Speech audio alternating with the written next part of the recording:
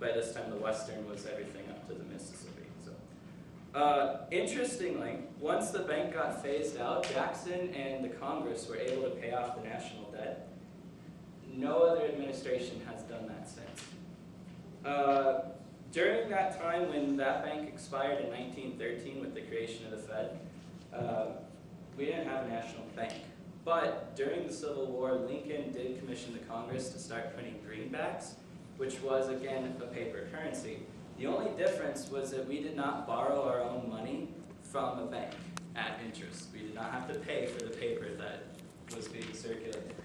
And so, for what it was, the paper money, it was still pretty stable, and that was because, as Article 1, Section 8 says, Congress regulated the value of that.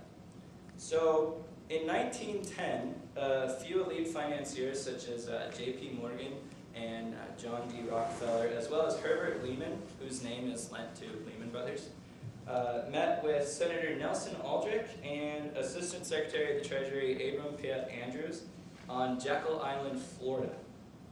Or, sorry, Georgia, not Florida. Together, they created this idea of a new central bank.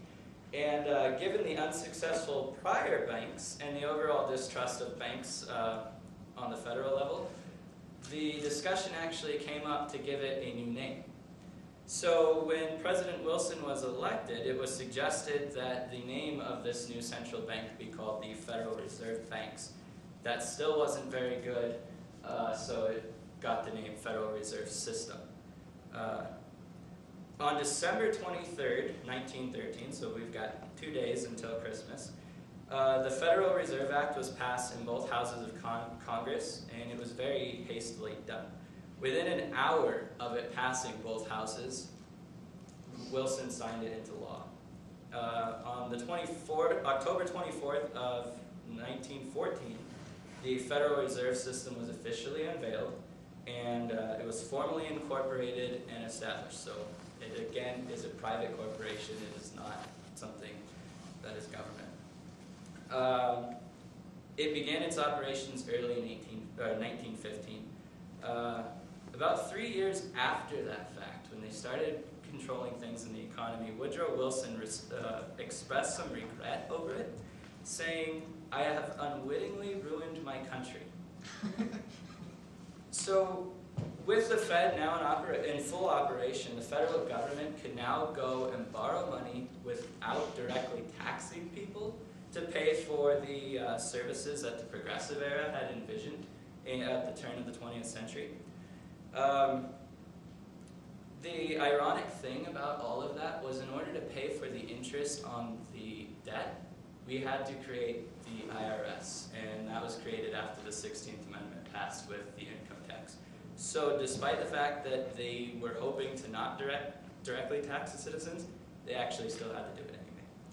So in 1920, the nation faced its first real Great Depression. You don't hear about that very much because it was a very short one, but it was, at the time that it started, it was much more severe than the one in 1929. What's interesting about that is, as opposed to what they did at the Great Depression that we all know in current day, the government actually cut spending, it reduced taxes, and it urged citizens to save their money instead of spending it.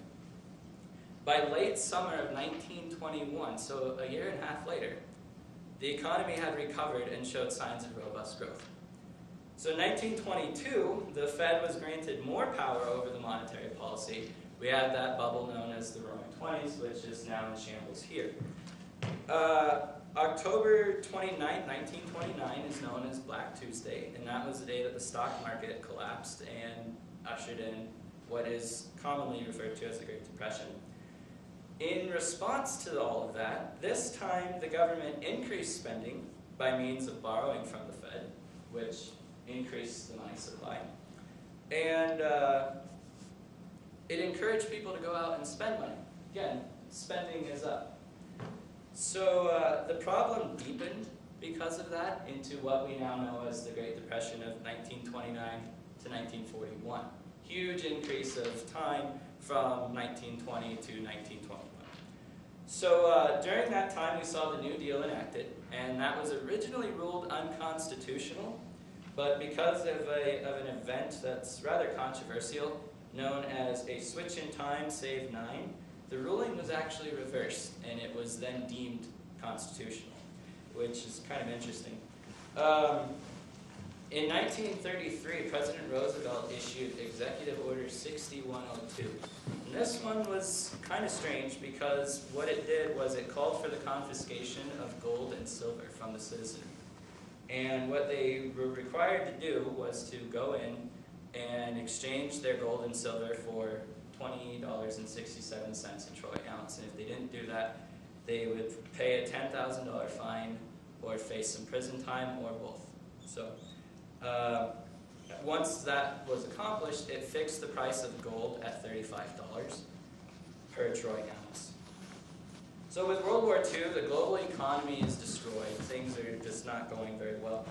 And the bankers took advantage of this opportunity. They gathered the Allied nations together, and they formed what is known as the Bretton Woods Agreement. Not a lot of people know what that is, but it was signed in July of 1944. It created the IMF and the World Bank. And what it did was all of the member state currencies were then tied to the dollar, which was artificially tied to gold at $35 per troy ounce. So the dollar at that point became the reserve currency of the world. It still is today, but there's some talk about that. With the Great Society being passed and those reforms, those things cost a lot of money. Government had to, once again, borrow. Spending was going up. So they inflated the currency. And the Bretton Woods Agreement from 1944 remained intact until August 15th of 1971. And with that, President Nixon declared the end of the dollar's convertibility to gold. So you can no longer go in and trade your dollar for gold. It was literally just paper at that point. So with all of that, you have all the world's currencies all tied to a different paper currency, which was the dollar, which in turn had no backing. So we've got a very largely unstable situation on our hands now. Since it was no longer tied to gold, even artificially, the Fed could just continue to print money and create credit without any backing. So it could literally just do this stuff out of thin air. The system took a severe blow, and because of this, and we saw the stagflation of the 1970s. So this may sound really confusing, and Henry Ford actually had this to say about it. It is well enough that people of the nation do not understand our banking and monetary system, for if they did, I believe there would be a revolution before tomorrow morning. So in the post-Carter years, beginning with the Reagan administration particularly, there was a push toward Austrian theory economics, and that's more laissez-faire free market theory, and with that is sound money. One of the big names of the free market theory, and he really stressed sound money, was Milton Friedman. He rejected the Keynesian theories of tax and spend, which is what causes some of those problems there. And he instead favored the laissez-faire policy of free market dictating things. He accused the Fed of causing the Great Depression with its manipulation of the money supply. What's very interesting about that is at his 90th birthday party on November 8, 2002, it was then Fed Governor, now current Chairman of the Federal Reserve, Ben Bernanke, who said, and by the way, this speech can be found on the Federal Reserve's very own website, I'm not making this stuff up. Let me end my talk by abusing slightly my status as an official representative of the Federal Reserve. I would like to say to Milton and Anna regarding the Great Depression, you're right, we did it. We're very sorry. But thanks to you, we won't do it again. Well, clearly the Fed has learned nothing.